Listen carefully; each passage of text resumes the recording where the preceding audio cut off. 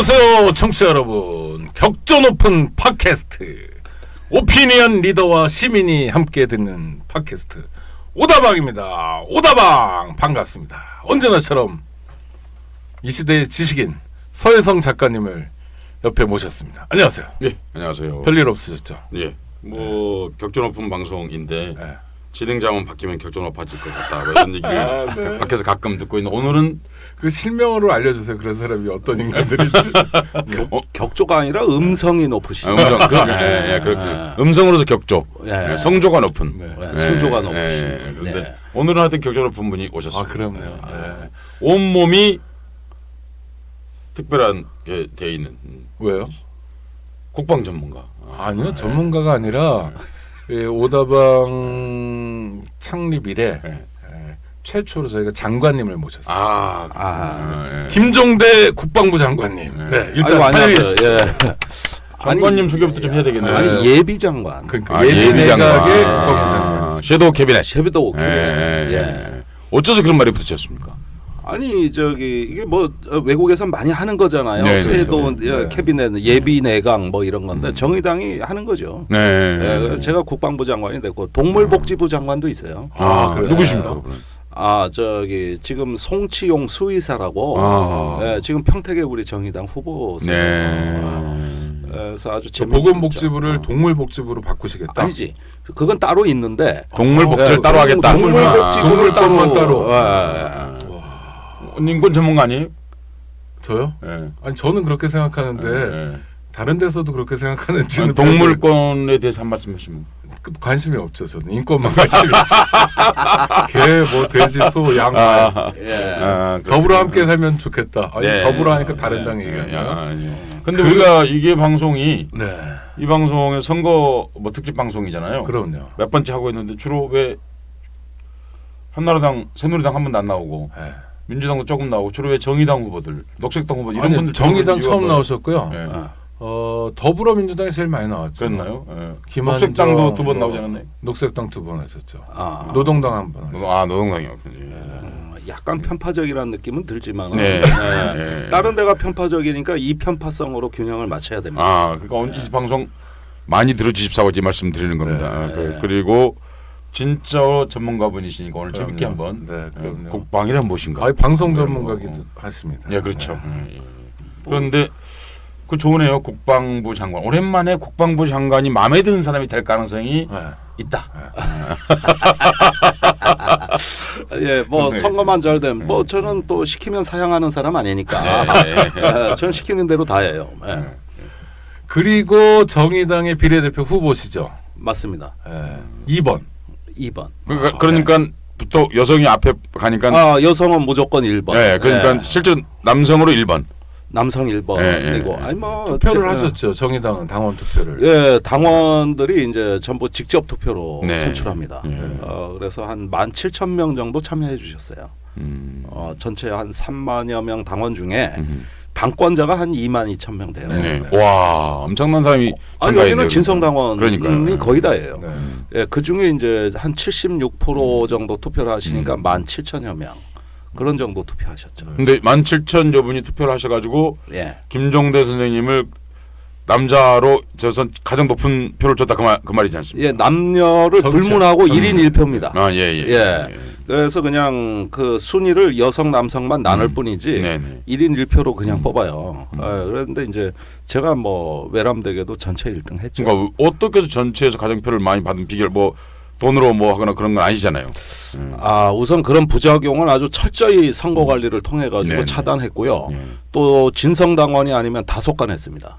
뭐 예컨대 뭐 저기 정말 당비를 본인이 냈느냐 이것까지 다 따져가지고 전부 다 이제 정말로 그 진성당원으로 선거인단이 이제 구성이 됐고. 그 다음에 이제 모바일 투표, ARS 그것이 안 되는 사람들은 또 현장 투표. 이렇게 세 가지 방식으로만 그러니까 투표 기간이 6일이나 걸렸어요. 그러니까 이게 당원 민주주의라는 게 쉬운 일이 아니거든요. 그렇죠. 원래 민주주의가 피곤한 거거든요. 비용도 많이 피곤한 거죠. 그러니까 의사반이 고르게 되는 거죠. 맞습니다. 예. 안 피곤하면 의사 결정이 빠르죠. 우리 언니가 빠르잖아요.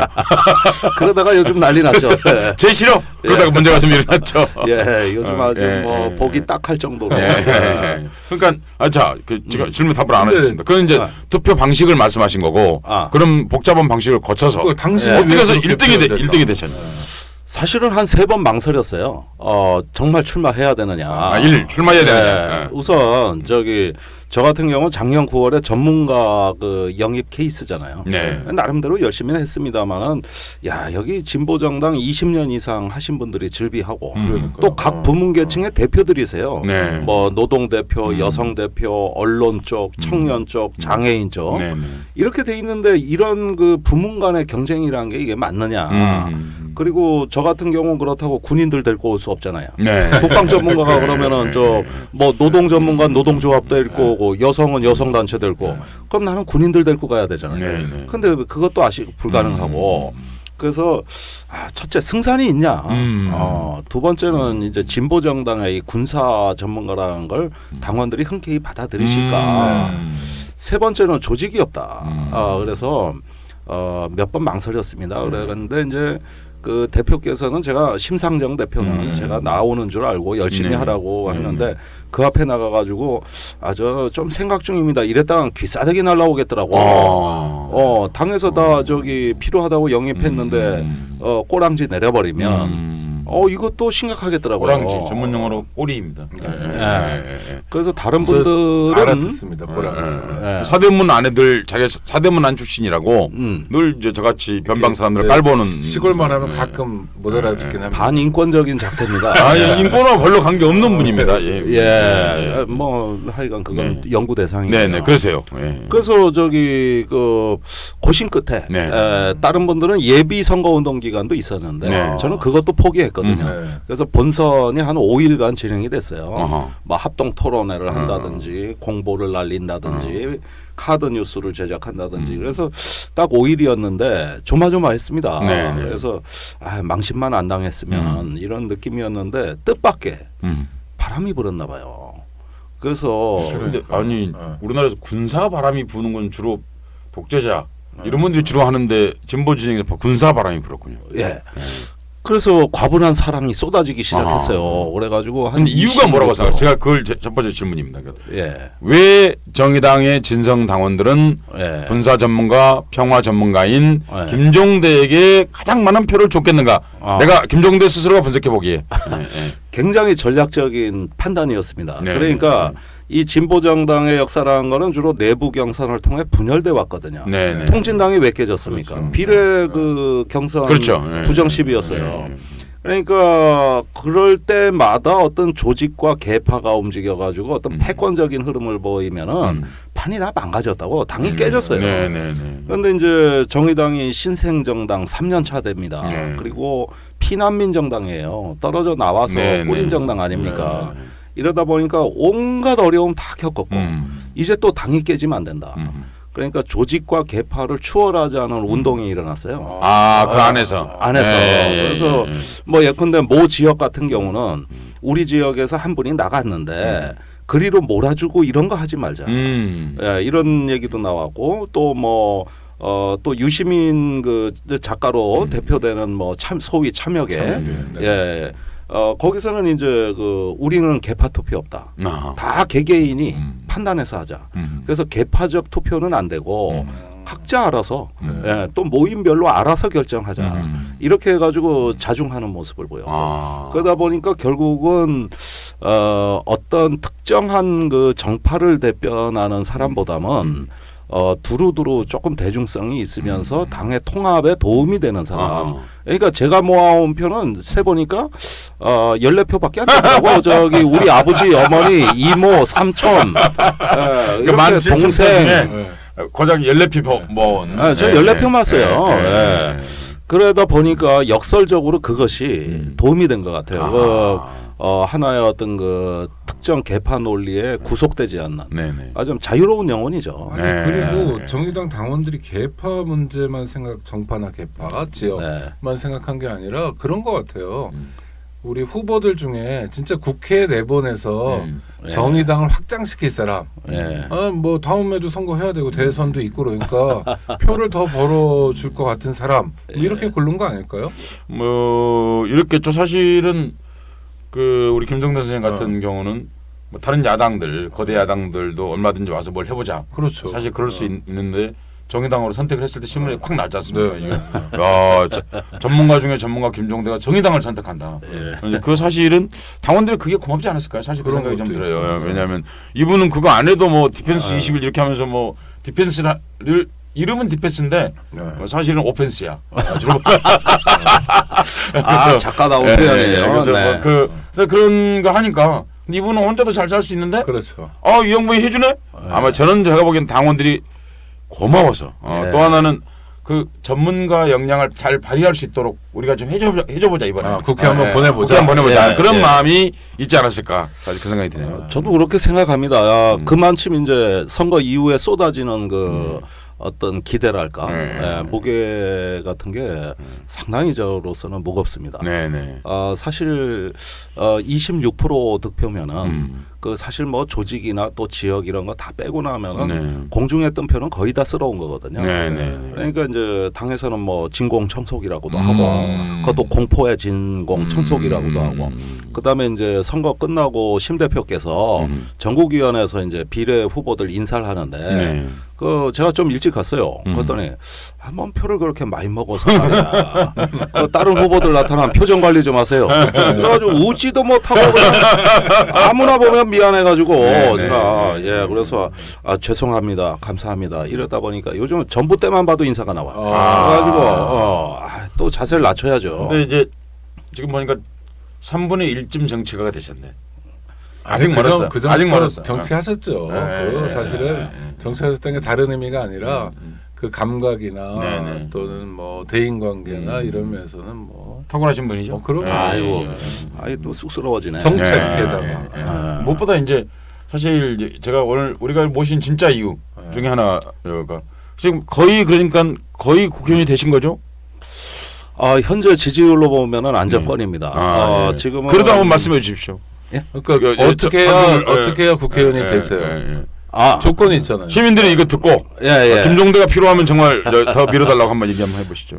물론 우리 당이 그 지역에 한 70명 정도 되는 지역에 좋은 후보를 많이 내보냈습니다. 그런데 이제 그건 지역구 의원 선거죠. 그리고 소수당으로서 참 고군분투하고 계시고 비례로 와도 얼마든지 그 당선 가능성에 있는 좋은 분들이 있지만 비례로 이렇게 그 마구잡이로 들어오는 게 아니라 자기가 일궈온 지역에서 정말 헌신적으로 하고 계시거든요. 그런데 비례 후보의 경우에는 정당 투표랍니다. 그러니까 지역구에 한 표, 그다음에 지지하는 정당에 한 표, 1인 2표를 행사하게 돼 있죠. 그래서 정당의 득표율을 합산해서 100분율로 나눠가지고 47석을 이렇게 그 나눠주는 것이죠. 그런데 대략 47석이니까 쉽게 계산해서 10%의 정당 지지율을 받았다. 그러면 4.7석. 그렇죠. 5석이 되는 겁니다. 그러면 정의당의 비례 5번까지가 되는 것이죠.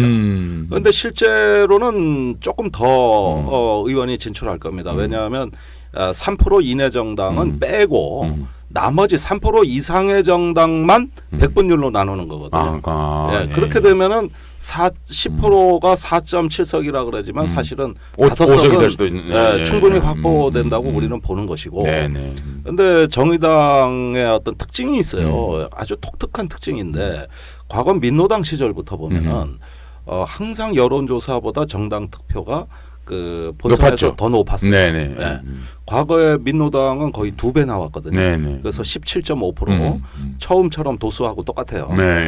그래서 의원 13명이 진출하고 이런 경우도 있죠. 그런데 여론조사에서는 10% 미만이었거든요. 그런데 까보니까 더 나오는 거죠. 그게 우리 이제 진보정당 같은 경우는 정당 성향 그 정당 투표 쪽에서 대부분 의원들이 나왔습니다. 그래서 지역구 의원은 별로 없어요. 그리고 지금도 심상정 대표나 노회찬 전 대표 또는 인천에서 이제 야권 단일화가 되면은 거기서 하나 정도 이런 데는 유력합니다, 사실은. 그렇군요. 그러니까 여러분 청취자 여러분 이러시면 될 것 같습니다.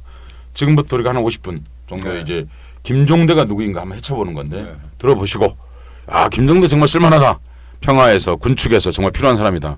그런다면은 김종대를 생각해서 어떤 당 이름이 뭐라고요? 정의당. 정의당. 예. 쓸만한 후보인지 앞에 뭐 안 붙는 거죠. 없어요. 민주 뭐 이런 거 안 붙죠. 예, 예. 아 그거부터는 큰일 나죠. 예. 아, 큰일 나죠, 그러면. 우리 정의라는 말이 가장 모욕받았을 때가 민정당이 생겼을 때, 민주정의당. 예. 민주주의를 짓밟고 예. 정의를 짓밟고 나서 이름을 민주정의당으로 했던. 그래서 그것이 우리 언어가 가장 고통스러웠을 때였죠. 민주공화당 때도 그렇습니다. 민주가 짓밟히고 공화가 없는데 당 이름은 민주공화당이. 예, 자기들이 없는 것만 붙였어요. 예, 그런데 지금도 그래서 당명을 바꾸자는 여론이 아직 강해요. 아, 그렇군요. 예, 그런 관성이 지금까지도 내려오고 있습니다. 그렇군요. 알겠습니다. 그런데 제가 이제 그 청취자 여러분들 제일 궁금해하실 질문 첫 번째 한번 드려보겠습니다. 예.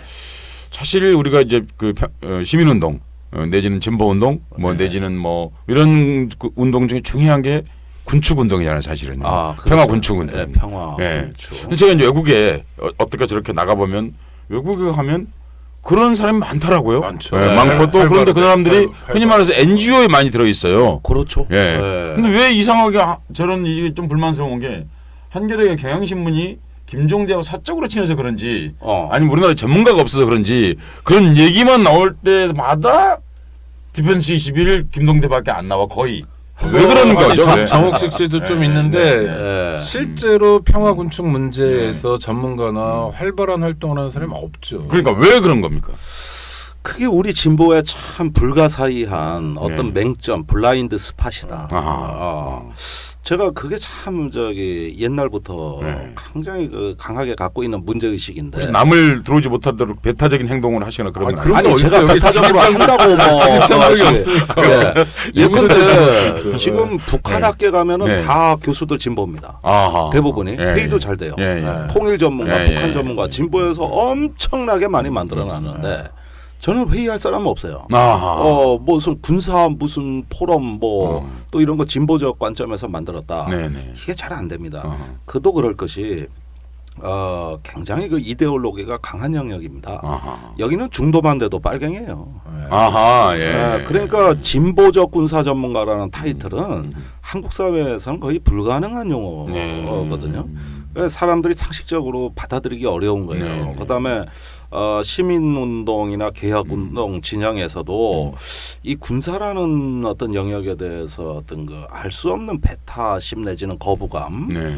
뭐 한국 그렇죠. 현대사에서 맞습니다. 비롯됐다고 봅니다만 군부에 대한 이제 염증, 염증, 이런 그 거겠죠. 적개심 이런 어떤 감정들이 장벽으로 네. 작용하고 있고 그 다음에 또 어렵습니다 사실은. 아, 이 영역이 접근성이 어렵군요. 어렵습니다. 어려운가 봐요. 왜냐 오창익 국장이 이런 얘기 한 번도 해본 적이 없거든요. 아니요, 저 예. 군인권 문제는 좀 했는데 군사 문제는 군사 일반은 한 적이 없어요. 그러니까 그렇죠. 오창익 국장 웬만한 건 다 아는 척하거든요. 근데 이거 안 한 거 보니까 내가 어려운 문제 같아요. 여기는 저 산수도 좀 해야 됩니다. 예, 아, 숫자도 숫자. 많이 예, 나오고. 예, 예. 아니 뭐 그런데 이 국방 그 영역 안에는 모든 게 다 있죠. 그렇죠. 인권 문제도 있지만 그렇죠. 예, 뭐 예. 입법 사법 행정을 다 하는 데가 군대 아닙니까? 네, 그렇죠. 예, 뭐 교육기관이 없습니까? 종교기관이 없습니까? 아예 뭐 인성교육, 뭐 인문학부터 해가지고 경영학, 경제학, 정치학이 다 있는 게 군대고 네, 네. 하나의 완결된 작은 국가거든요. 음. 그러면서 뚝 떨어져 나가 있는 겁니다. 네, 네. 자기들만의 어떤 국가를 만든 것이죠. 제가 이제 궁금한 게 사실은요 이런 겁니다. 한국인이면 만 20살이면 거의 모든 남자는 다 군대 갑니다. 네. 그러니까, 그러니까 경험으로는 일정하게 다 준 전문가 비슷하게 돼서 나오죠. 그렇죠. 경험으로는요. 예, 그러니까 매 맞은 걸로는 많은 전문가고 네. 맞은 걸로는 하여튼 그렇습니다. 그러면 이제 그리고 또 우리가 남북이 이렇게 뭐 이렇게 대결 국면 같은 이렇게 되어 있는 상황이고 또 외국 군인이 한국에 들어와 있고 예. 동북아 정세가 또 빈번하게 변화하고 예. 그렇다면 우리가 알만한 군사 전문가가 한 100명은 돼야 될 것 같아요 사실은요. 예. 왜냐하면 늘 그런 문제가 우리를 위협하고 있잖아요. 예. 우리 어디 가면 수학여행을 가고 애들하고 데리고 가도 수많은 군대 탱크 같은 게 전시되어 있는 그런 나라인데 왜 전문가가 없는지. 예. 그리고 예. 정말 그리고 텔레비전 보면 정말 몇 분 빼놓고 나와서 말하는 거 보면 저 사람이 그냥 국방부 대변인인 것 같은 그냥 주로 그런 분들이죠. 그런 걸로 돼 있어. 그러니까 그분들은 사실 우리 눈에는 진짜 전문가로 보이지는 않거든요. 뭐 뭔가 좀 제3의 공간에서 객관적으로 말할 수 있는 분이라기보다는 뭐 자기 뭔가 은폐하는 것 같고 뭔가 이 지지를 다 말 안 하는 것 같고 주문 생산. 근데 왜 전문가가 없는 겁니까? 그러니까. 그것은 제가 해보니 알겠더라고요. 네. 힘들어요. 네. 우선 저도 만나는 사람의 대다수가 보수 쪽 사람입니다. 네. 사실 취재를 해야 되고 또 가서 토론을 해야 되고 얼마 전에 기무사에서 토론을 한다 그래서 제가 초청받아 패널로 갔더니 옆자리에 앉은 패널들이 뭐 치안연구소에 뭐 누구 또 뭐 호국자 애국자 들어가는 어떤 단체 누구 그다음에 앞에 청중들 보니까 제가 위기의 장군들이라는 책을 썼는데 그 대부분 장군들의 그 스토리를 실으면서 좀 비판적으로 접근했는데 거기 제 책에 나오는 분이 앞자리에 다 앉아 계시더라고요. 그날 저녁에 토론회가 끝나고 만찬이 있는데 이 자리에서 밥을 먹었다가는 도저히 소화가 안 되겠습니다. 저 얼굴들 다 보고.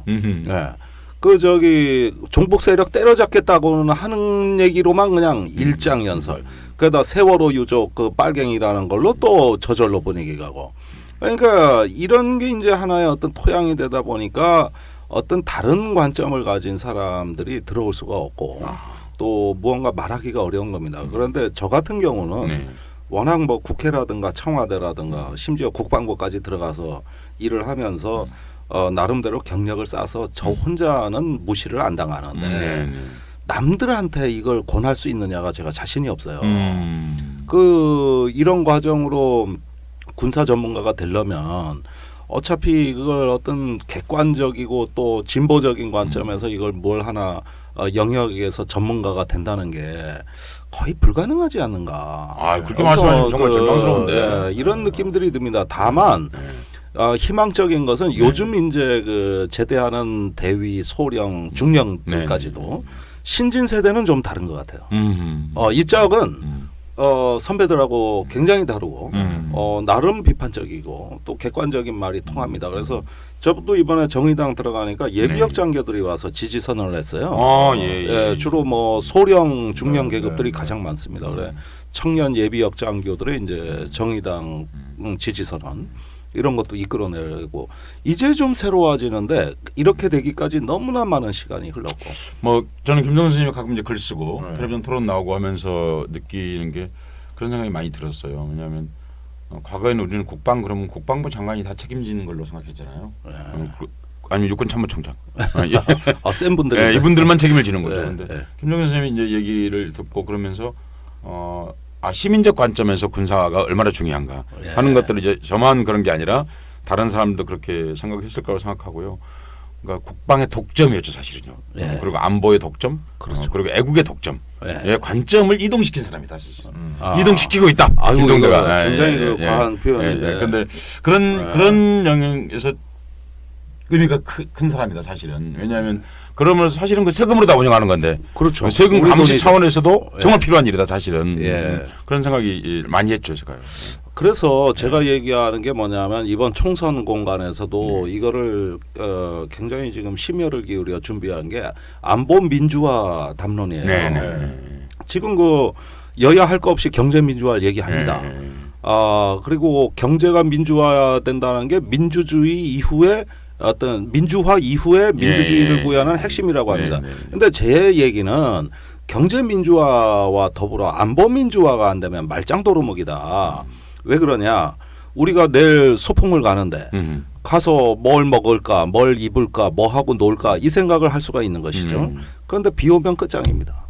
먹구름 몰려오면은 내일 가서 뭐 하고 놀까 생각하기 전에 일기예보를 먼저 봐야 되는 겁니다. 지금까지 경제 민주화 공약이 없어서 망친 선거 있으면 단 한 개라도 대보십시오. 단 한 개라도. 없어요. 너무 많았어요.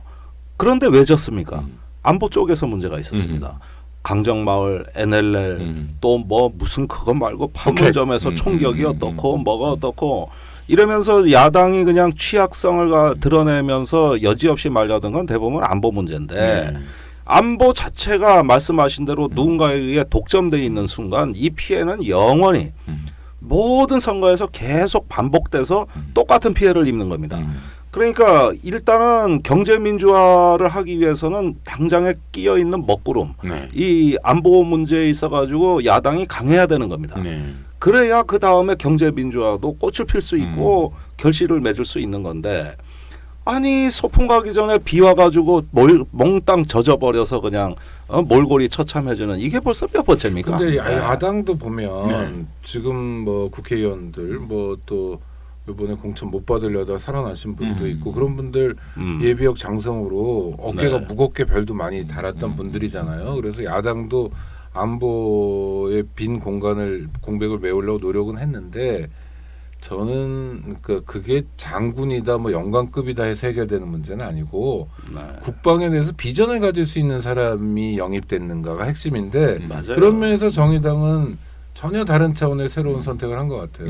그리고 심상정 대표가 지난번에도 지난번 진보신당 때는 피우진 중령을 영입했었잖아요. 그렇죠. 그분도 상당히 상징성이 있는 거잖아요. 여군으로서. 그렇죠. 맞습니다. 그리고 그래서 그런 그 노력들이 쌓여가지고 이제 사실은 김종대 후보라는 대박을 터뜨린 것 같아요.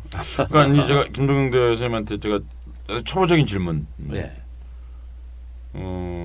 왜 국방 전문가 혹은 군사 전문가가 되고 싶으셨습니까? 아니 그러니까 아까 얘기한 바로 그 이유인데 이 분야가 중요하기 때문에 전문가가 된 거예요. 그 계기는 이제 87년에 6월 항쟁을 저는 군에서 겪었습니다. 그때 상병이었죠. 그 직전에는 계엄이 선포되는 걸로 저는 확신을 했어요. 또 부대장이 훗날 알게 됐습니다마는 사단장, 연대장, 대대장이 다 하나회. 제가 있던 것이 수도군단 17사는 아주 정치성이 높은 부대였습니다. 그리고 계엄이 선포되면 인하대학교에 출동하는 부대였어요. 근데 12진화 훈련을 너무 세게 시키더라고요. 그러다가 이제 드디어 그 87년 전국에서는 뭔가 큰일이 터지겠구나 이랬는데 그것이 평화적으로 마무리된 거는 정말 저는 교회는 안 다니지만 기적 같은 거죠. 정말 신께 감사드린. 사실 발포하기 직전이었죠. 그렇습니다. 그래서 이런 어떤 그 대규모 소요 사태 속에서 군을 주저앉힌 거는 제가 면밀히 봤던 건 그겁니다. 당시 육군본부에서 대령 원스타들이 또 군이 그 정치 개입해서는 안 된다고 직언을 한 게 큰 역할을 발휘한 겁니다. 선배들은 계엄 터뜨리려고 그랬죠. 또 친위 쿠데타 하려고 그랬죠. 그러나 군 내에서도 어떤 교과서에서 배운 민주주의가 어느 일각에서는 살아 있었던 것이고 그런 만큼 제대하면서 느끼는 심정은 뭐냐 하면은 87년 이후의 군 생활은 굉장히 의미 있었다. 그 전까지는 죽지 못해 살았는데 정말 시간만 가길 바랬는데 세상이 아름답게 바뀌는 거, 또 그 속에서 내가 하고 있는 군 생활이 소중한 거구나. 이 군대라는 물리력에 대해서 우리는 지금부터 잘 봐야 되겠다. 언젠가는 또 광주와 같은 사건이 일어날 수도 있는 거거든요. 그때 흥미를 갖기 시작했어요. 이게 뭔가 좀 밖에 나가면 앞으로 군의 정치적 중립이나 뭐 군대 민주화 이런 일을 좀 해보면 어떨까 생각을 했는데 딱 제대하니까 사건이 우수수 터졌어요. 뭐 윤석양 이병이 뭐 양심선언 해가지고 기무사라는 보안사가 기무사로 바뀌는 일이라든가 여러 가지 군내 사건들, 이지문 중위 사건. 근데 이제 복학생이었습니다마는 주로 그때 종로에서 시민단체에서 그 윤석양 후원 사업회도 만들었고 또 양심적인 어떤 병역 거부란 게 그때도 이제 있었고 또 그 군대에서 정경으로 갔다가 그 12진화 임무에 거부하는 그래가지고 이제 그때 탈영해서 이제 그 따로 조직 활동을 했던 박석진도 있었고 연성흠도 있었고 노재학도 있었고 뭐 이런 분들. 그래서 군내 그 양심적인 어떤 행동을 하고 밖으로 나오는 분들을 떠받쳐 줄 수 있는 시민단체가 없었단 말이죠. 이걸 하나 만들어야 되겠다. 그래서 그 양심선언 그 가족들로 이렇게 윤석양 후원사업회를 구성했고 그러면서 이제 평화연구소에 출입하기 시작을 한 겁니다. 이러니까 자연스럽게 조성우 선배가 하던 평화연구소. 그렇죠. 조성우 선배가 하고 김창수 지금도 자주 만나는 친구죠. 그래서 그 시절이 이제 제가 생각을 조금 최미경인가요? 최미경 맞습니다. 좀 가다듬으면서 어떤 장차 이 분야의 어떤 시민운동가 내지는 어떤 전문가로서 좀 가기 위한 일종의 어떤 그 버퍼존 준비 기간이었던 것 같아요. 그러면서 이제 그건 알겠습니다. 그거는 근데 지금 말씀하신 건 사실은 군대 민주화예요. 군대 민주화. 예. 근데 그건 사실은 또 군사 민주화 지금 사실 근래 10여 년 동안 얘기해 오신 것은 주로 군사 민주화라고 말할 수 있을 것 같은데 예. 어느 시점에 그쪽으로 이동하셨어요? 그때 당시는 군사정부였습니다. 네, 노태우 네. 정부 때였죠. 네. 그런데 군사정부인 이상 군사 문제가 제일 중요하다는 건 제 신념이었고. 네. 그런데 이거 없이는 안 된다. 이거 없이는 아무것도 안 된다. 또 광주 뭐 나고 또 뭐 나고 군이 정치 개입하고 밖에서 돌 던지면 뭐 하냐. 그 방패 너머에 있는 물리력 그 안이 중요한 거지. 그게 바로 군대 경찰인데 이런 문제 의식이었어요. 그런데 YS 문민정부가 출범하면서 약간 생각이 바뀌었습니다. 일단은 민주헌정 체제가 마련이 됐고 그다음에 군정이 종식되고 민간인 정부가 섰을 땐 일단 민주주의를 할 수 있는 어떤 기본 틀은 마련이 된 거 아니냐. 그래서 그때 도피 생활을 하던 제가 뭐 좀 암암리에 이렇게 지원을 했던 이제 군인 경찰 출신들이 일제히 기독교 회관에서 기자회견을 하고 다 이제 맞아요. 자수를 해서 군대 검거가 됐던 겁니다. 양군모였죠. 양군모 아이고 잘하시네. 예. 아니 그 옛날 얘기 나오니까 양심수 군 문제 해결을 위하고 그런 거 했었습니다. 그런 것들이었습니다. 그래서 이제는 그 더 이상 옛날과 같이 무슨 군사 쿠데타 뭐 또 무슨 시위 진압 이런 시대라기보다는 이제는 정책이라든가 그 군의 의사결정 구조를 이렇게 좀 문민화하는 이런 과도기로 넘어오니까 저는 사실은 YS 대통령을 높이 평가합니다. 그 율곡비리 척결 하나회 대단한 일을 한 거죠. 또 12.12 국정조사 그다음에 그 전투기 기종 변경 국정조사 제가 1년에 국정조사만 YS 때부터 이제 국회 보좌관으로 들어갔으니까 1년에 4번 했어요. 온통 다 그때는 국방위에서 모든 뉴스가 다 나오던 국정조사를 그렇게 못했는데. 근데 누구 국회의원하고 이렇게 이제 당시에 그 임복진 장군이라는 육사 17기생이 그 25사단 사단장이에요. 25사 아시네. 아이고. 그 둘이 합치면 되게 국가 통계가 나옵니다. 대단하세요. 예. 근데 그분이 육사 출신으로는 최초로 야당에 입당한 양반입니다. 그래서 성명을 낸 게 이제 목숨 걸고 입당한다였거든요. 그게 92년도 일이죠. 14대 국회에 이제 들어오는 건데 거기에 제가 큰 충격을 받았어요. 세상에 이런 분이 다 계시네요. 그래서 이제 제가 일하던 시민단체가 반핵평화운동연합이라고 있었는데 깨졌거든요.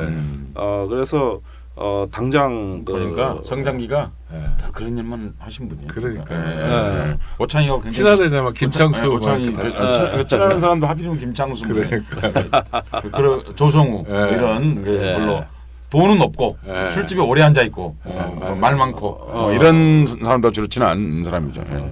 잘하시네. 바둑도 잘 돼요 또. 제가 조성우 씨하고는 바둑 친구기도 한데. 그러니까 이분이 처음 이제 사무실에 지금 제가 생각이 났어 사실은. 사무실에 어디에서 처음 봤냐 마포에 국민일보 있는 그 출입할 때 내가 옛날에 봤어. 지금 나 생각이 안 맞습니다. 그거 자주 봤습니다.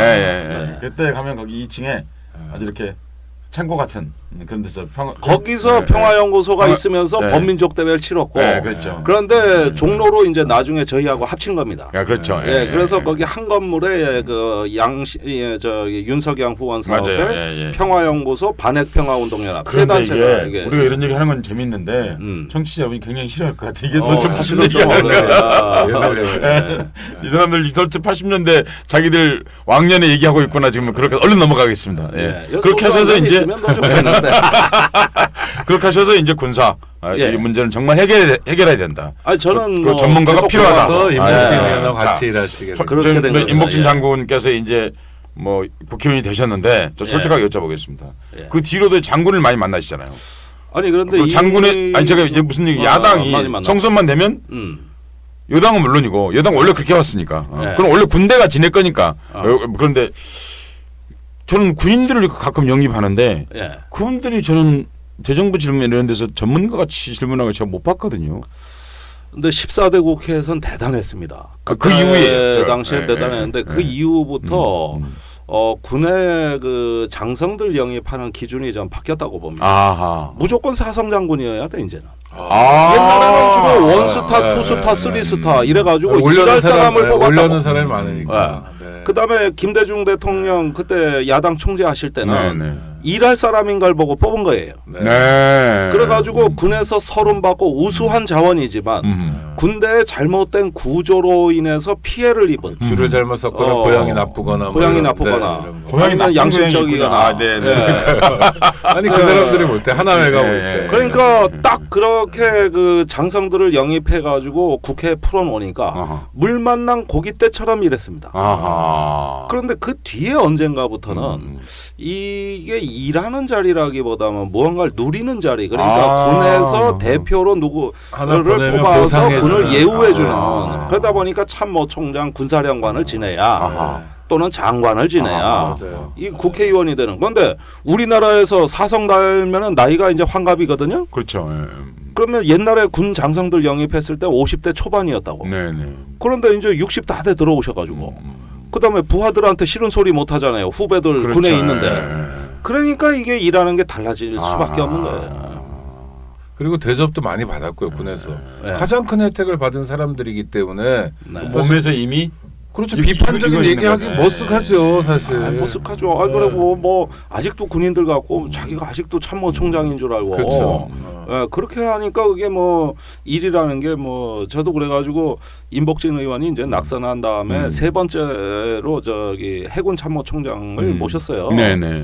근데 6개월 만에 그만뒀어요. 아. 그분이 인품이 나빠서가 아니에요. 우선 첫째는 심심해서 보좌관 못 하고 아니 이렇게 편해도 되는 건가. 그다음에 할 일이 없고. 그래서 좋으신 분이지만 안 되겠습니다. 이러고 사표 쓰고 나온 게 이제 대략 2000년. 네. 그러면서 이제 내 생각을 이제 직접 펼쳐봐야겠다. 그 생각을 한 거죠. 예. 이렇게 모실 바에야 차라리 그냥 직접 뛰자. 이렇게 해서 밖에서 이제 군사평론 또 뭐 여러 언론 활동을 시작한 거죠. 제가 이제 뭐 궁금해서 물어보는 건데 군사평론가라는 직함을 처음 쓰셨나요? 아닙니다. 저 이전에 많았습니다. 뭐 지만원 씨도 있고. 그런 분들이 잊혀진 이름들이 있군요. 그 당시에 지만원은 저기 진보 언론하고 거의 같이 다니는. 그래서 제가 정의구현사재단에서 일했었는데요. 그때 정의구현사재단 정기총회에 지만원 씨를 초청 강사로 부른 적이 있었어요. 그렇죠. 옛날 얘기죠. 그러니까 그런 분들이 그 말을 썼군요. 지금 기억이 나네요. 맞아요. 군사평론가 협회도 만들었고 그때 그분들은 굉장히 그 어떤 개혁적인 인사들로 비춰졌어요. 제가 지금 정의당에 비춰지던 그 이미지였습니다. 네, 알겠습니다. 안녕하세요. 오창익입니다. 인권연대는 정부나 기업의 지원을 사양하고 오로지 시민의 참여로만 운영하는 100% 순도의 민간 인권단체입니다. 1999년 창립 이래 한눈 팔지 않고 오로지 인권운동에만 매진해 왔습니다. 인권연대 회원으로 참여해 주세요. 인권연대 회원이 늘어나면 그만큼 인권연대의 활동도 풍부해지고 활발해집니다. 인권연대 회원 가입은 인권연대 홈페이지를 참고해 주세요. 감사합니다. 김종대가 훌륭한 국회의원인가 내지는 국회의원이 될 자질이 있는가 질문 들어가겠습니다. 군대는 도대체 이른바 방산비리 방위 산업이란 뜻이겠죠. 방산이 물론입니다. 방산비리가 도대체 왜 많으며 어떻게 국회에 들어가시면 저걸 어떻게 좀 하시겠다. 아니 최근에도 그거 뭐라 그래 방탄보 그거를 또 들키는 것도 감사원 가서 들키더라고요. 맞습니다. 그러니까 왜 그토록 방산비리가 많으며 방산비리라는 게 그렇게 말하면 안 되고 사실은 우리 세금 예산 중에 가장 큰 예산이 국방 예산인데 그렇습니다. 그런데 그 중에 그 많은 세금이 어디론가 가고 있다는 거잖아요 지금요. 몇 명이 이렇게 먹는다는 거 아니에요? 사실 비리라는 말이 누군가 먹고 있다는 뜻 아닙니까? 그렇습니다. 그리고 국회의원들은 도대체 뭐 하는가? 드디어 그래서 그 말씀 잠깐만 주시기 전에 그러니까 김정은 선생님이 가서는 그러면 그걸 어떻게 고치겠다? 그 말씀 주시기 전에 이거부터 간단하게 방산비리 그러니까 군사분야 부패 비리가 다른 분야보다 많다라고 느끼는데 그건 맞습니까? 적어도 보수 정권에선 그게 맞습니다. 여기서 한 가지 분명히 해야 될 거는 원래 구조적으로 이렇게 방산비리가 많았느냐 그건 아니라는 거예요. 원래는 안 그랬다. 원래는 안 그래요. 7비리 척결 이후로 쭉 한번 더듬어 보면 이명박 정부에서 방산비리 수사 허구한 날 했습니다. 박근혜 정부 들어와서 허구한 날 했습니다. 근데 노무현 대통령 때 방산비리 찾아낸 게 없습니다. 뭐가 나왔습니까? 없어요. 그러네요. 없어요. 그러고 박근혜 정부 와가지고 또 방산비리 수사했습니다. 네. 전부 이명박 정부 때 방산비리. 다 2009년, 10년, 11년 요 3년간에 지금 몰려 있죠. 지금까지 발표된 사건 보십시오. 다 MB 때 특정 시기에 방산비리가 몰려 있다는. 왜 언론이 이걸 주목 안 하는지 나는 정말 모르겠는데. 그러네요. 예, 그 이유가 있어요. 노무현 대통령 때 이제 2006년에 방위 사업청을 개청하고 대대적인 개혁을 했습니다. 이때까지는 이제 방산비리란 말이 거의 사라지는가 보다. 네. 이렇게 해가지고. 그렇게 그런 기구를 만들면. 네. 그래서 그 뒤로 노무현 대통령 기간 중에 방산비리 구속자가 없어요. 네. 그런데 이명박 정부 들어오면서 묘한 변화가 있습니다. 우선은 대통령이 무기 도입을 직접 결정하겠다 그러면서 모든 사업을 나한테다 가져와. 이게 지시. 잠깐만요. 여쭤보는 건데 외국도 그렇게 합니까? 아니죠. 안 하죠. 안 합니다. 할 수도 없고. 대통령이 무기 전문가는 아닐 것 같은데. 아닌데 자기가 무슨. 그렇죠. 그건 다리 놓는 건 좀 전문가일지 몰라도 땅 파는 거하고. 근데 아무튼 제가 그때도 깜짝 놀랐거든요. 왜냐하면 아니 이 양반이 군대 안 가신가? 안 갔죠. 그런 분인데 이게 본인은 못 갔다 그러죠. 아무튼 뭐 상관없어요. 그 병역을 뭐 어떻게 하는 건 좋은데 군대 잘 모를 것 같은 분이 이 양반이 자꾸 뭘 한다고 그래서 깝깝하더라고요. 그러니까 이제 선무당이 사람 잡는 건데. 네. 자, 그 의도는 좋았어요. 직접 관리 감독을 잘하겠다. 뭐 이거 대통령이 할 수도 있는 일입니다. 그런데 전문성이 떨어지다 보니까 뭐냐 하면은 자기가 보기엔 다 비싼 거예요. 아하. 다 눈먼 돈 같아요. 이래가지고 모든 사업을 일률적으로 20-30%씩 예산을 다 깎습니다. 전부 다. 그런데 여기서 어떤 문제가 생기냐면 예컨대 통영함의 음파 탐지 장비 잘 알려져 있죠. 그거 한번 보면 실무부서는 120억의 예산을 요청했습니다. 근데 방위사업청에서 70억으로 깎습니다. 50억이나요. 50억을 깎았어요. 그 다음에 청와대 결제되는 과정에서 또 30억을 깎아가지고 40억이 됩니다. 3분의 1. 네. 그렇게 해서 예산이 내려왔어요. 그러면은 그 사이에 이 가격을 못 맞춘다고 전문 업체들 주로 외국 업체지만 다 떠납니다. 그렇죠. 당연하겠죠. 다 떠나요. 그때가 비리가 시작되는 거예요. 거꾸로. 그러면은 이 40억의 가격을 맞춰주겠다는 듣지도 보지도 못한 업체가 나오죠. 무기중개상이 나타나는 거예요. 이걸 귀신같이 알거든요. 그래가지고 실제로는 2억 원짜리인데 이걸 20배 뻥튀기 해가지고 40억 원에 맞춰내는데 이때 군 선후배 인맥으로 무기중개상도 해군 선배, 또 담당 부서도 해군 또 후배. 이런 식으로 해가지고 들어가는데 그 공급한 회사가 페이퍼 컴퍼니입니다. 어디서 어군 탐지기 하나 사온 거예요. 그런데 시험 평가서 몇 개만 조작하면 된다고. 그런데 실무자들은 이제는 성능보다도 예산에 맞춘다고 하면서 그런 한탕주의 세력들하고 손을 잡습니다. 비리가 되죠.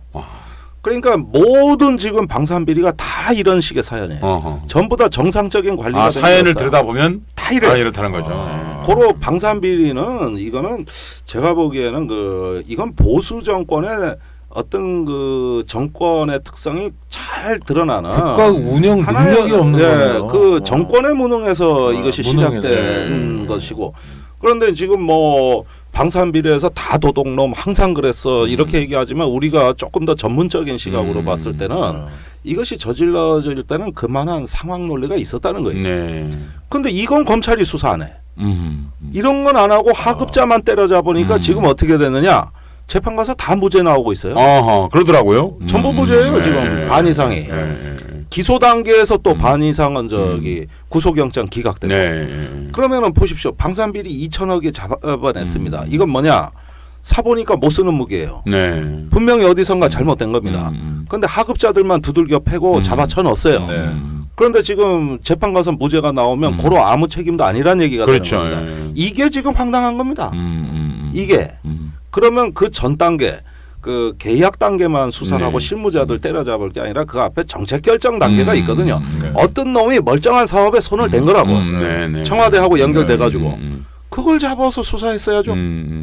그 정책 결정 즉 소요 결정 단계를 수사했어야 되는데 거꾸로. 애초부터 그러니까 높은 사람은 잡을 의사가 없었던 거잖아요. 그러니까.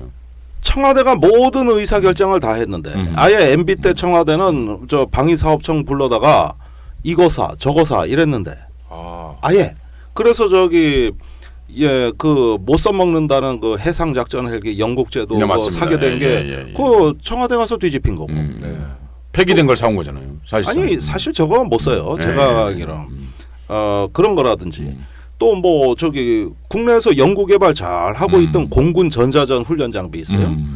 이걸 갑자기 국외 구매로 바꾼다고. 네네. 그래가지고 그때 이규태 그 일광공영의 무기 중개상에 개입해가지고 가서 터키하고 손잡고 장난을 쳐서 500억짜리 장비를 1,000억 원으로 둔갑시켜가지고 500억 지가 먹고 나머지 1,000억 원은 저 바가지 씌운 겁니다. 아하. 그러니까 잘 가고 있던 사업들이었어요. 네. 근데 다 뒤집어요. 네. 전부 뒤집힌 겁니다. 그 제대로 가는 사업에서는 비리가 없다고. 그러니까 김동연 선생님 얘기를 정리하면 간단하네요. 우리 국방이 몹시 허약하다. 그러니까. 요지는. 네. 근데 그것이 진짜 나라가 허약해서 허약한 게 아니라 비리로 허약하다 사실은. 아니 그리고 그리고 그 비리는 그냥 나오는 게 아니라 사실은 보수 정권의 무능. 에서 비롯되고 있는 것이다. 아니 사실. 그런 자들이 안보를 한다 그러니까 제가 이제 그다음 말이 이제 뒤집히는 거 아닙니까? 그러므로 그 사람들이 안보를 운운할 자격이 사실은 거의 없다. 없죠. 없어요. 아니 국방 굉장히 중요한 말이에요. 국방비가 아까우면 이걸 줄이는 방법이 있어요. 육해공군이 무기를 너무 많이 사요. 그 중에는 성능이 중복되는 게 많습니다. 그렇군요. 예컨대 육군도 무인정찰기 사지만 공군도 사거든요. 그 성능이 중복된다고. 그러면 그 소요 자체를 저기 조정해 버리는 거예요. 이게 국방비 줄이는 방법인데. 그게 합참이하는 일이죠. MB 때 청와대 생각은 무기를 많이 사면 안보는 저절로 되는 거라고 보고 뭘 맨날 들여온다는 얘기만 하니까 이 무기 소요가 방만하게 걷잡을 수 없이 팽창이 되기 시작했어요. 그 양반 중장비를 좋아했잖아요. MB가 그러니까 주로 중장비 그런 걸 좋아해. 개념으로 생각한 거구나. 그러니까 무기 소요는 잡질 못하고 소요는 점점 더 방만해지는데 예산은 깎아버렸다고요. 그러면은 정상적으로 사업할 수 있는 사람이 남아나질 않는데 이때 무기중개상이 들어오는 겁니다. 좋은 카탈로그 하나 가지고 들어오는 거예요. 카탈로그 아니에요. 가다로그예요. 그렇습니다. 그 사람들이 가져오는 건 가다롭고. 그 사람들이 가다로그 가다로그. 어떻게 그 사람들이 가져오는 카탈로그? 그래서 무기중개상 천국이 된 거예요. 이게 국가의 시스템이 무너진 결과예요. 실제로 지금 김정은 선생님 얘기 들어보니까 그러면 한국은 봉이네요 국제적으로. 봉이지. 그리고 아니 국제적으로 봉일뿐만 아니라 업자들의 봉이네. 업자들의 봉. 봉이죠. 500억 1,000억이면 눈 깜짝할 사이에. 갖고 싶은 무기 많은데 뭐 저기 아는 건 없지 얼마나 갖고 놀기 좋습니까? 그 장난감 비슷하게 만들어주니까 사실은 이제 통영함의 이제 음파 탐지기가 대표적인 거잖아요. 그러니까 우리도 음파 탐지기 있었으면 좋겠어. 그러니까 어군 탐지기를 하나 달아주고 디자인은 비슷할 거 아니에요. 그림 나오고 잘 모르잖아요. 사실 가서 봐도 모니터만 보니까 모르죠. 이게 지금 밑에 바다에 이렇게 보이는 겁니다. 이러니까 이게 음파 탐지기군 이렇게 하고 넘어간 거 아니에요, 사실은요. 자 그런데 이걸 제대로 70억이건 120억 주고 하면은. 돈이 모자라면은 사업이 못 간다고요. 네, 그렇죠. 그랬을 때 참모총장은 자기 재임 기간에 얼마나 많은 무기 소요를 제기했나요? 자기 업적으로 생각하는데 사업을 많이 벌려야 조직이 발전하는 거라고 믿고 있는 관료 집단입니다. 그런데 저기 예산은 깎이지 하면은 실무자들이 어떻게 하겠어요? 부족한 예산에 까꾸로 맞추는 걸 해서 참모총장 비율을 맞춰. 그런가 하면 참모총장이 계속 지시가 내려와요. 빨리 가라, 빨리 가라. 그렇게 사업이 빨리빨리 가야 저 다른 군의 예산 안 뺏기고 자기 군의 조직이 성장. 근데 총장은 갈 때까지 간 사람인데 뭘 자꾸 빨리 가려고 그래요? 총장 다음에 뭐가 있나요? 그런데 그 왜 정호권 총장 보십시오. 허구한 날 그 밑에다 지시한 거 보면은 어느 업체 봐줘서 사업 빨리 가라, 그 싸구려 다뤄라 해가지고 결국은 그러고 뒷구멍으로 받아 먹다가. 결국은 그 아들까지 가셨잖아요. 아들까지 해가지고. 그러니까 좋습니다. 자, 국회의원이 되었다 치고요. 자, 2016년 6월에 국회가 열립니까? 그렇죠. 6월에 열렸다. 나는 어떻게 이런 문제들을 국회의원으로서 직접 국회의원 직접 할 수는 없으니까 해결하도록 하겠다. 역시 말씀드린 대로 지금까지 하급자들 때려잡는 이 짓 좀 그만하고 우리 진짜 문제점을 개선하자 이거예요. 아직도 방산비리는 진행 중이다. 계속 또 진행 중이다. 왜? 정책이 안 바뀌는 이상 이거는 필연적인 거거든요. 군이 무기 안 사겠다고 할 리는 없어요. 우리나라를 보면은 안보를 위해서 무기를 원래 도입하는 것인데 지금은 무기를 도입하기 위해 안보를 하는 것 같아. 제가 보기엔 그 정도로 욕심들이 많아. 다이어리 밑에 써야 될 말. 그러니까 주객이 전도된 겁니다. 국민들 안전 지키자고 이 얘기하는 거 아닙니까? 근데 당신들 무기 사업 하려고 안보하고 있는 거예요 지금. 이래 되면은 현재 체제로는 감당이 안 되고 다 무너지게 돼 있는데 우리가 언제까지 이 아픔 감당해야 되냐 이게. 그래서 그 주범들, 요거 소요 결정한 놈들, 정책 결정한 놈들, 정상적인 사업 뒤집어 엎은 놈들, 또 중간에 사업 끼워넣은 놈들, 계획이 없던 게 다 들어온 게 비리니까 그 주범 잡아야죠. 네, 이건 조사하면 나오는 거예요. 그렇죠. 조사하면 당연히 나오겠죠. 뭐 안 나올 이유가 없지 않습니까? 그 사람들 증인 신청해서 얘는 이랬는데 너는 어떠니? 그럼 되죠. 네. 자, 그럼 방산 비리를 극복했다. 이 1단계로. 그럼 어떻게 우리가 이 방위 산업을 국민의 진짜 안보를 위해서 무기를 위한 안보 말고 국민을 위해서 무기를 사는 시스템. 왜냐하면 뉴스를 나오면 저는 정말 세금이 아깝더라고요. 안보비, 이 국방비리 이게 나올 때마다 너무 기가 막히고 세월호 때 그때 출동해서 뭐 사람을 구할 수 있다. 처음에는 뭐 그랬다가 3일 있으면 온다. 그러다가 나중에 한 일주일 있다가 배가 못 온다. 배가 있긴 있는데 못 온다 이런 얘기 들었을 때 아니 도대체 우리는 세금을 왜 내는가? 정말 그런 생각이 들 정도였건. 자, 그러면 방산 비리를 막 가는 뭐 구속하고 했다. 뭐 일당에서 그래서 한 2년쯤 지났다. 그래서 뭐 의원이 된 지 3년쯤 되었을 때 어떻게 하면 그럼 우리가 이 방산 문제를 잘 끌어갈 수 있을까요? 긍정적인 측면에서. 저는 우리 국방비 세계 6위권 규모면은 지금 6위입니까? 예, 세계 6위입니다. 그러니까 집에 식칼보다 그 잔금이 많은 집이군요. 우리 그렇죠. 집을 가정으로 치면 우리나라가 이스라엘 국방비의 7배입니다. 7배. 그런데 이스라엘 엄청 무기 많은 것 같은데. 그럼 핵부터 해가지고. 그런데 우리나라가 이스라엘의 무기는 사지만 이스라엘이 한국 무기 사는 거 하나도 없습니다. 스웨덴이 체류탄 안 삽니까? 혹시 우리 거 체류탄? 체류탄 그런 거 안 사요. 그런 거는 이제 바레인 같은 데 팔죠. 독성 때문에. 그런데 스웨덴이 우리보다 국방비가 6분의 1입니다. 스웨덴. 그런데 스웨덴 무기를 우리가 삽니다. 왜 그런 거예요? 그러니까 이 국방비를 국내에서 어떤 기술이라든가 산업 발전에 축적한 것이 아니고 외국 무기 사는 재미로 지금까지 돈을 다 쓰다 보니까 국내 방위 산업이 별게 없어요. 지금 별로 내놓고 뭐 우리가 지금 이게 한국형 무기라고 할 만한 게 그다지 없습니다. 수출할 수 있는 무기도 없고 뭐 겨우 훈련기 한 몇 대 수출했고 자주포 지금 뭐 수출 협상이 있고 그런데 저는 무기를 많이 판다는 거엔 반대지만 그렇다고 해서 이렇게 외국에 종속돼 가지고 연년새새 외국 무기에 끌려다닐 수밖에 없는 처지가 된 거는 그 많은 국방비를 허투루 잘못 쓴 거예요. 스웨덴이 우리보다 6배 무기 수출을 많이 한다면 우리보다 6분의 1의 국방비로 그걸 했다면 효율성은 단순 계산으로 36배입니다. 이스라엘도 마찬가지예요. 그러니까 이 나라들은 안보가 중요하다 그러면은 최고의 국가 과학기술 두뇌들 또 전략 두뇌들을 결집을 해서 어떻게 해야 우리나라가 자주적으로 외국에 종속되지 않고 우리의 어떤 안보 자산을 만들어낼 수 있느냐 이 국리를 하신 분들입니다. 그러니까 이스라엘이나 스웨덴 보면 작지만 그렇죠. 엄청나게 강해요. 밖에 안 되는데요. 그다음에 이스라엘은 그 적은 700만밖에 안 되는 나라가 주변에 3억의 중동 인구를 상대하고 있지 않습니까? 그리고 안보 까딱없습니다. 그런데 우리는 왜 안 됩니까? 그러니까 이런 것들은 지금까지 안보를 어떻게 해왔느냐?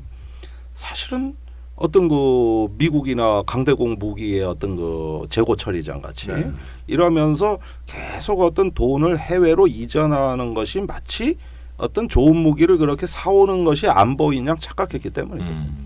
그래서 우리가 지금 국방부로 인해서 국내 방위 산업체 노동자보다 6배 많은 노동자의 미국 방산업체 직원을 먹여 살리고 있습니다. 그러면 간단하게 말하면 누가 그러던데요.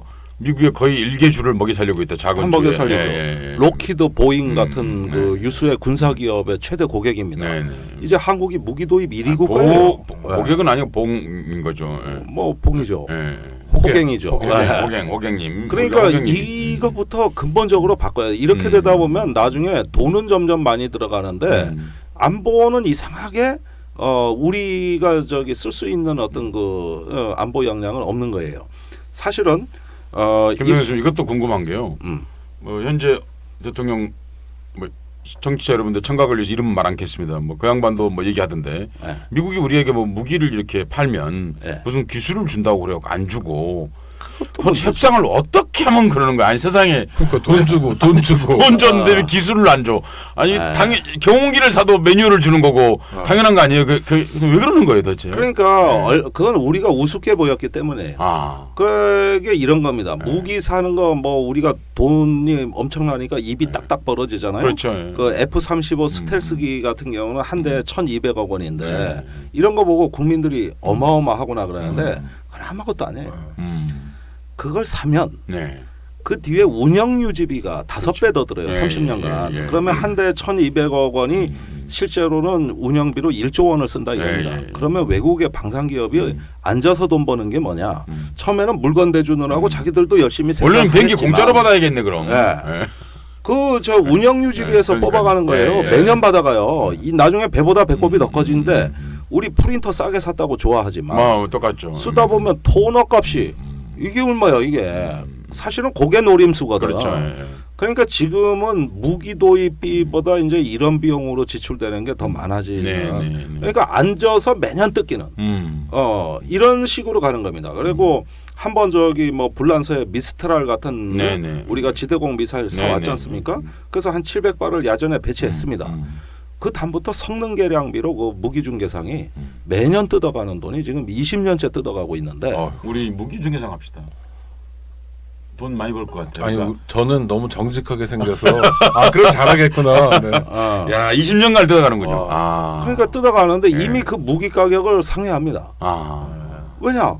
첨단 무기가 뭐냐 하면은 다름이 아니에요. 운영비가 많이 든다는 거예요. 고장이 잘 나요. 시스템을 업그레이드해야 돼요. 이게 첨단 무기입니다. 근데 아니 저기 타워 팰리스 아파트 공짜로 주신다면 사시겠어요? 아니 저는 그럴 생각. 한 달에 관리비 300만 원이에요. 그거 내다 보면 한 평생이면은 나중에 비슷해져요. 그 아파트 가격하고. 우리가 관리비 비싸 못 산다고 그랬는데 지금 무기 가격이 얼마 됐다 이거 기만입니다. 사실은 한국 국방이 어디서 골병드느냐 완전히 속으로 골마 터지는 게 바로 여기에 있거든요. 그러니까 진짜 자주국방이 필요하겠네 그러니까요. 그러니까 우리 규모와 능력에 맞는 그다음에 우리의 기술이 가급적 들어간 이런 걸로 해서 짜임새 있게 하려면 소요를 줄이고 다목적으로 이렇게 해야 되는데 육해공군이 다 지가 똥폼 잡고 다 따로 하겠다. 다 무기 소유하면 합참에서는 이걸 통제를 해야 되는데 이거 누가 통제하느냐? 못해요. 못한다고. 이래서 민간인이 가야 됩니다. 군인들은 못한다. 우리 그 정의당이 김종대 국회의원 비를 잘못 준 것 같아요. 왜요? 아니 바로 국방부 장관 줬어야 되는 거다 보니까. 그 능력이 안 되니까. 그러니까 국회의원부터. 아니 그러면 이거 뭐 우리 김종대 후보하고 말씀 나누다 보니까 1시간이 훌쩍 가서 이제 마무리를 해야 되는데. 벌써 그래 됐어요. 그러니까요. 비리가 없다고 해서 선진 군대가 되는 것도 아니고 그건 일부잖아요. 그 이제 기초고 사실은 1, 2년 열심히 노력하시면 노무현 정권 수준으로 돌아가는 거잖아요. 정상화라는 게 당연히 비리는 없어야 되는 거였는데. 그렇죠. 그래서 하여튼 그것도 그냥은 안 되고 이제 노력하셔야 되는 거고 그거 말고 이제 시간이 얼마 안 남았는데 좀 국방 전문 국회의원으로서의 수건 사업. 요거 한두 가지는 내가 꼭 진짜 들어가면 해보겠다. 이런 건 어떤 게 있을까요? 글쎄 여러 가지 있습니다만 앞서 말씀드린 대로 안보 민주화 조치는 우리 87년 시민혁명 이후로 한국의 그 민주주의 혁명을 완결짓는 마지막 과업이라고 저는 생각합니다. 그래서 국방장관을 이제는 민간인으로 바꿔야 되겠다. 주권자인 시민이 통제하는 국방 체제로 바꾸겠다. 국방부의 완전 문민화. 이렇게 하고 군인이 할 말이 있으면 합참에서 하라 이거예요. 그러려고 만든 기관이에요. 그래서 지금까지 안보가 시민을 군인화하는 안보였다면 앞으로는 군인을 시민화하는 안보로 패러다임을 바꿔야 되는데 그 첫 번째 스텝은 바로 국방부 문민화다. 여기서 이제 민주헌정 체제에 맞는 문민화라는 게 개념이 장관만 민간 출신이 하면 됩니까? 아니면은 주요 보직을 포함하는 거예요? 군인은 원칙적으로 최고로 올라갈 수 있는 자리는 합참에서 끝나야 됩니다. 국방부에 오지 마라. 전문가 집단이고 민간인 집단이고 극히 필요한 일부 특수한 어떤 저 자리만 빼고는 거의 전부를 민간인으로 해야. 사실 우리가 방위산업이라고 얘기하는 많은 부분도 사실 외국에서는 군인이 안 하고 민간인이 하죠. 그렇죠. 시장 마케터들이 법으로 돼 있어요. 네, 마케터가 한다고 해요. 왜냐하면 그래야 싸게 딜하고 어디 눈사람이 술도 먹었다고 그래갖고 이상한 거 사고 그러지 않고. 정말 마케터들이 하는 거죠. 그러니까 국방부 문민화는 국방부 장관을 민간인으로 임명하는 것뿐만 아니라 국방부가 국방정책 전문가들의 두뇌 집단으로 탈바꿈할 수 있도록 그렇습니다. 전면적으로 개편하는 걸 의미한다. 그렇죠. 이거 하나 해보시고요. 또요. 아유 좋습니다. 예. 그래서 이제 국방부는 군을 대표해서 국민을 통제하는 집단으로 돼 왔으나 국민을 대리해서 군을 통제하는 집단으로 바뀐다. 그렇죠. 예, 요런 기능 전환입니다. 정상화라고 할 수가 있는 것이죠. 그다음에 두 번째는 청년들 문제입니다. 지금까지 일자리 정책, 청년 정책, 병역 정책이 따로 놀았습니다. 이러니까 어떤 정책을 수립해도 효과가 없습니다. 그런데 고졸자 보십시오. 군대 가는데 지금 대기 기간이 24개월입니다. 군대 가서 또 21개월입니다. 제대해서 취업하는데 평균 31개월입니다. 합치면 얼마냐? 76개월입니다. 그러면 지금 다른 정당들은 군복무를 3개월 줄이냐 4개월 줄이냐 이런 걸 공약으로 내놓을 것 같아요. 저는 76개월을 반으로 줄이는 게 제 공약입니다.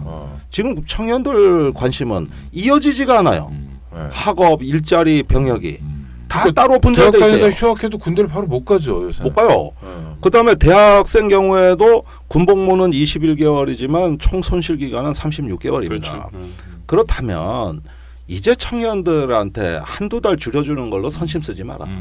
이 전체를 줄여야 된다. 그래서 군의 총복무 손실기간 개념을 만들어서 청년 정책, 일자리 정책, 병역 정책을 통합하겠다.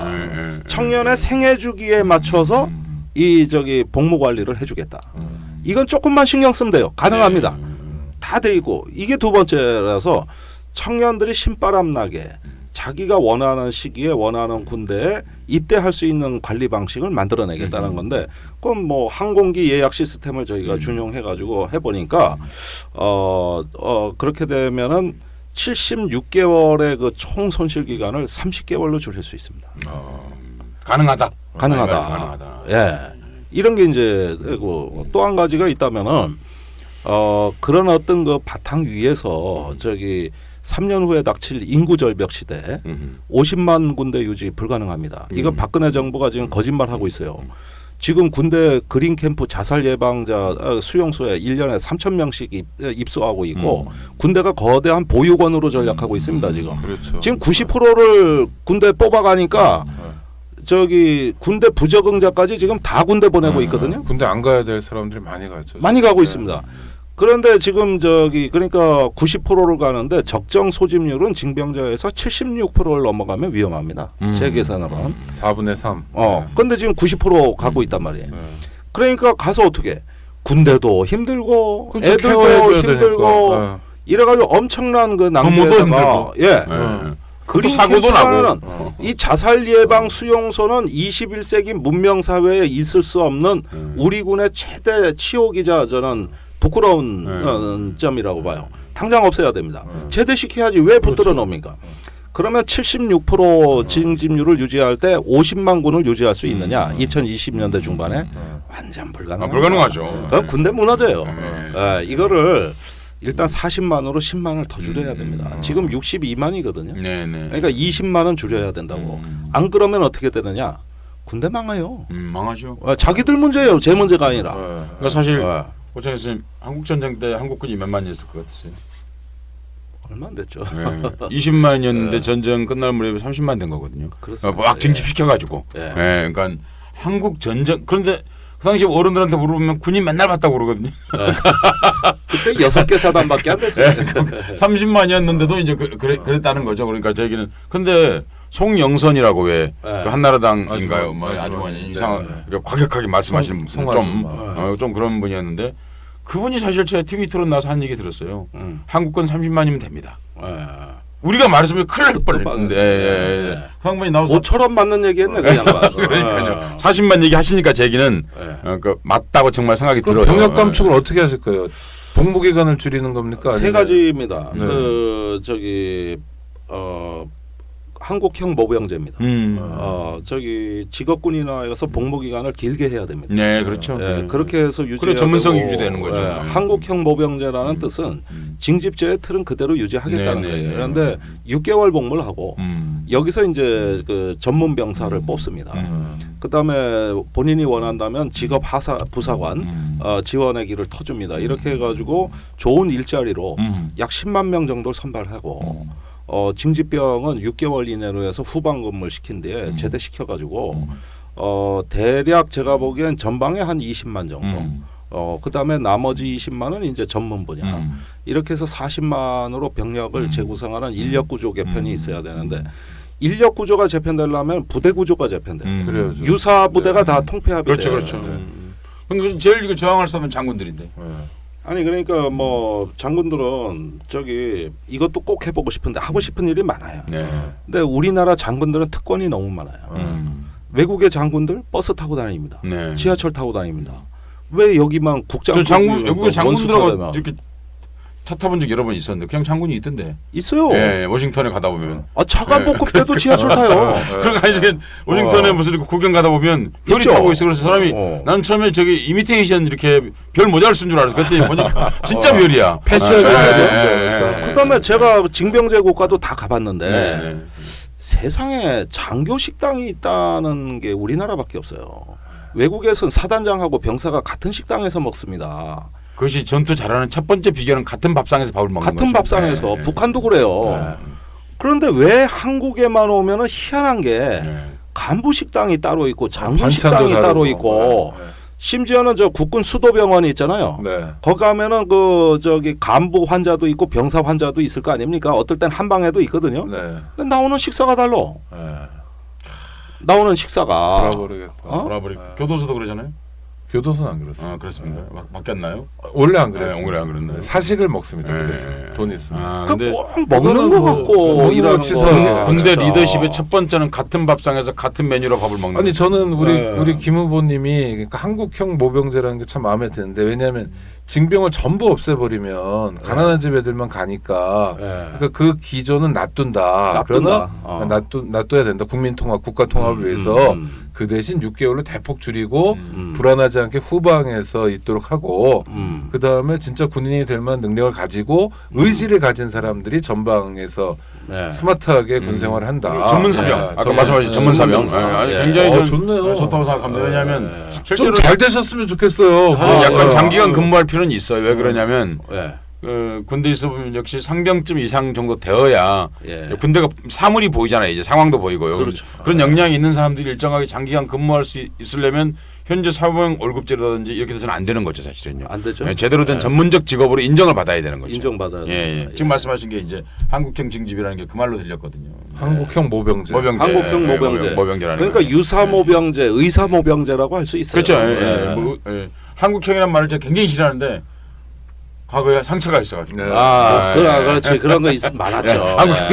한국형 민주주의, 독재를 이렇게 일곱 글자로 늘린 거죠. 그러니까 그런데 이 오랜만에 듣는 한국형 모병제, 마음에 드는 한국형. 뭐 보수를 설득하려면 그쪽 사람들 좋아하는 말을 써야 되니까. 아니요, 그리고 실제로 이 필요하죠. 왜냐하면 진보 보수를 떠나서 이게 하여튼 한국 전체에 해당하는 문제니까. 근데 이게 반드시 개혁이 아니라 그러니까 우리 김 후보님 말씀을 들으면 또 저희가 판단해도 그런데 후보인가요 지금? 네, 후보죠. 아직 장관도 아니고요, 국회의원도 아니고 이제 좀 있어야 됩니다. 근데 어쩔 수 없는 이거는 필연적인 선택이잖아요. 안 할 수 없는 거 아닙니까? 안 할 수가 없어요. 그러니까 보수가 집권하더라도 안 하면 어떻게 됩니까?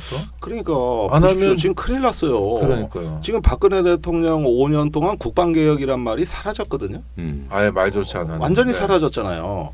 그런데 노무현 대통령 때 국방개혁 2020을 만들 때 2020년까지 이 군구조 개편 안 해놓으면 큰일 난다 그랬다고. 인구 감소 때문에. 근데 이명박 정부도 그 목표를 고수했어요. 노무현 대통령의 국방개혁 목표를 수용했습니다. 근데 박근혜 대통령 때가 제일 중요합니다. 이때 안 해놓으면 다음 대통령이 재앙을 맞이한다고. 군이 폭삭폭삭 무너질 판인데. 네.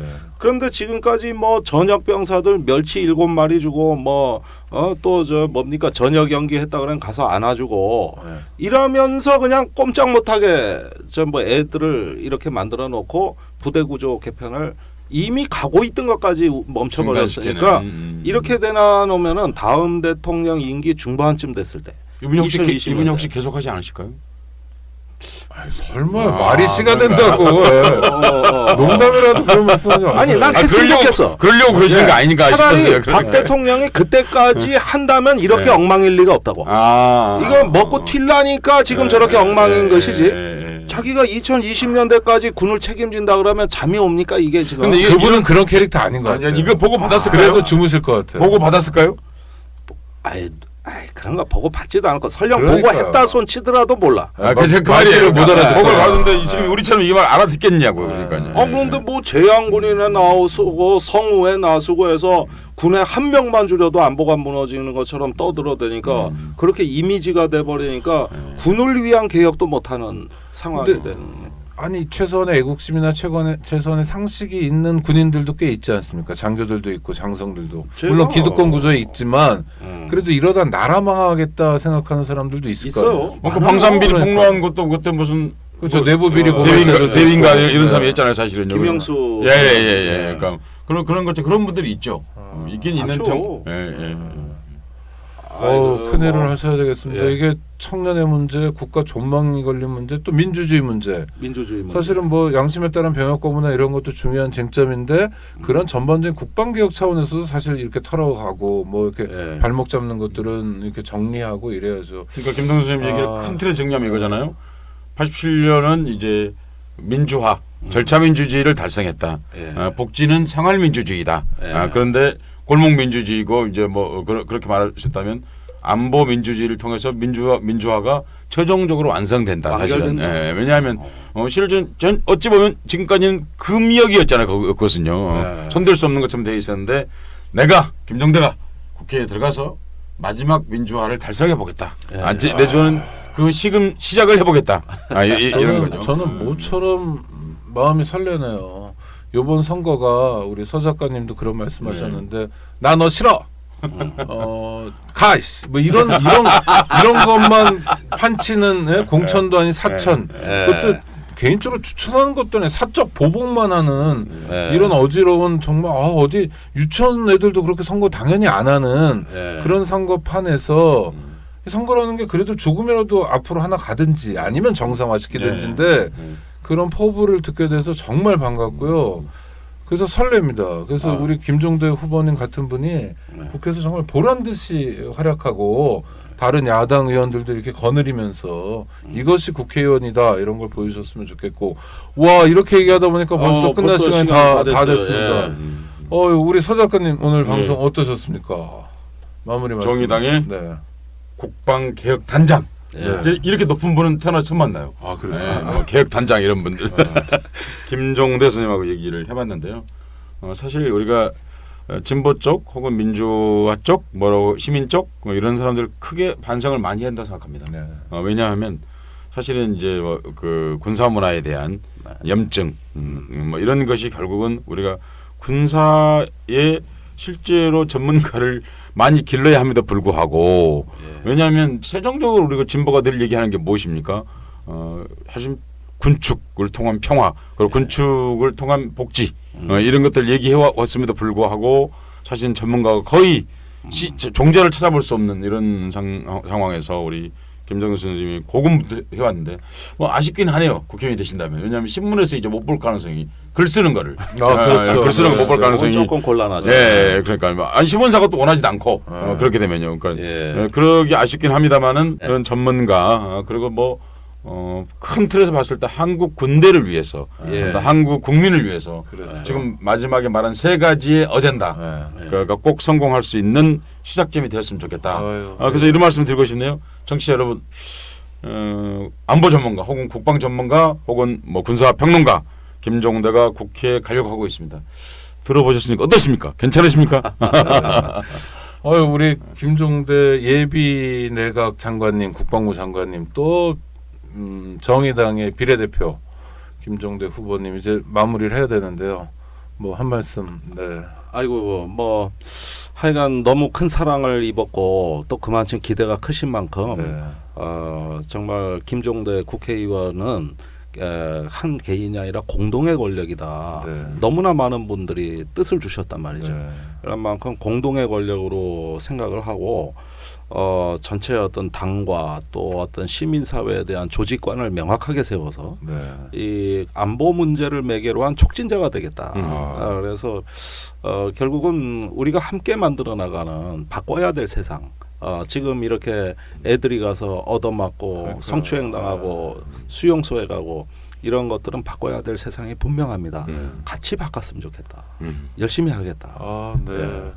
김종대 후보 또 나중에 김종대 국회의원 혼자 할 일은 아니고 혼자 혼자 할 일은 아니고 시민이 함께 바꾸면 우리가 관심 갖고 우리가 바꾸는 만큼 새로운 세상이 열릴 거고 그만큼 불필요한 고통도 줄일 겁니다.